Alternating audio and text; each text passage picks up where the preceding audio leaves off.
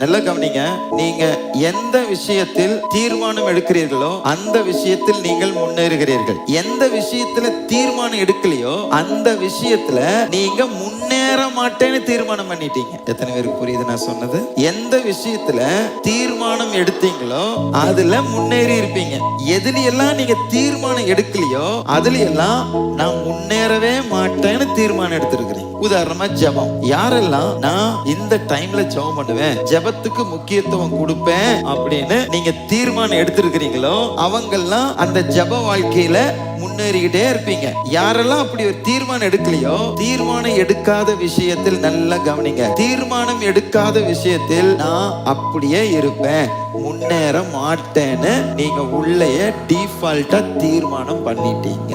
நீங்க எடுக்கும் தீர்மானங்களே உங்கள் வாழ்க்கையின் வெற்றியை தீர்மானிக்கிறது. தீர்மானிக்க தீர்மானி.